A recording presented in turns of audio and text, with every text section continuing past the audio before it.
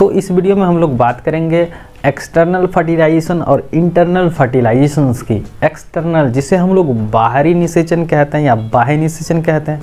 अगर हम लोग निषेचन का परिभाषा देखें तो निषेचन किसको हम लोग बोलते हैं, फ्यूज़न को बोलते हैं। नर और मादा युग्मक क्या होते हैं, आपस में फ्यूज़ करते हैं, एक साथ संलग्न होते हैं, तो इसी मिलान को हम लोग क्या कहते हैं, निषेचन की प्रक्रिया कहते हैं। The fusion of male and female gametes then formed a diploid structure ना।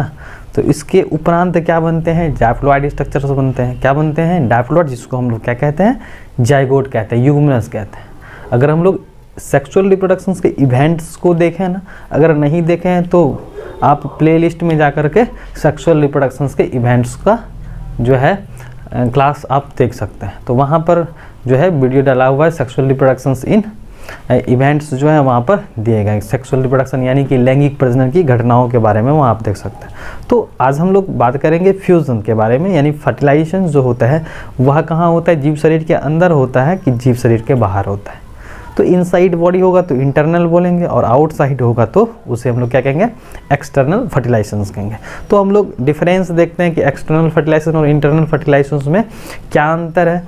तो बाह्य निषेचन तथा आंतरिक निषेचन में अंतर, difference between internal and external fertilizations. अगर हम लोग एक्सटर्नल फर्टिलाइजेशंस देखें यानी कि बाह्य निषेचन, क्या चीज़, एक्सटर्नल फर्टिलाइजेशंस देखें तो यहाँ पर हम लोग कह सकते हैं कि इसमें क्या होता है, युग्मक जो है ना कहाँ छोड़ा जाता है, माध्यम में छोड़ा जाता है, मीडियम में छोड़े जाते हैं। पॉसिबिलिटी होगा वह एक्सीडेंटली हो सकता है, तो इसमें युग्मक माध्यम में छोड़े जाते हैं। लेकिन अगर हम लोग इंटरनल फर्टिलाइजेशंस की बात करें, आंतरिक निषेचन की, तो इसमें क्या होता है, नर युग्मक जो है ना मादा युग्मक के शरीर के अंदर छोड़ा जाता है।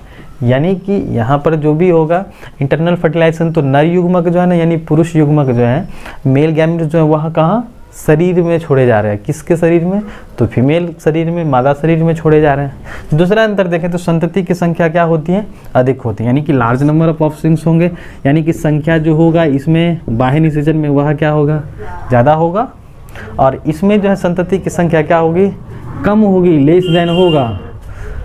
तो इसमें क्या होगा, संतति की संख्या जो है कम होगी, यानी लेस देन होगा, यहाँ के 2 और मोर ही ऑर्गेनिजम्स पैदा होंगे।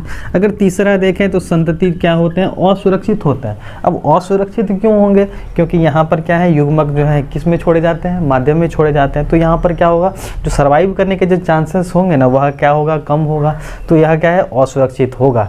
तो दूसरा अगर हम लोग देखें इंटरनल फर्टिलाइजेशंस में संतति क्या होते हैं, सुरक्षित होते हैं, यानी कि पेरेंटल केयर यहाँ पर क्या होगा, यानी कि क्या हो, गैमेट्स जो हैं वो इनसाइड बॉडी छोड़े जा रहे हैं, है ना, अंदर हो रहा है फर्टिलाइजेशन, तो क्या होगा, ये सुरक्षित होगा ना, मादा शरीर के अंदर है तो ये क्या होंगे, सुरक्षित होंगे। अगर आगे देखें तो निषेचन जो है मादा शरीर के बाहर होता है। कहाँ होता है, बाहर होता है, यानी कि नर और मादा जो है ना युग्मक वो शरीर के बाहर मिल रहे हैं, हवा में, पानी में या किसी अन्य जगह क्या हो रहे हैं, फ्यूज़ कर रहे हैं। निषेचन जो है कहाँ हो रहा है, मादा शरीर के अंदर हो रहा है, इनसाइड हो रहा है। कहाँ हो रहा है, इनसाइड हो रहा है।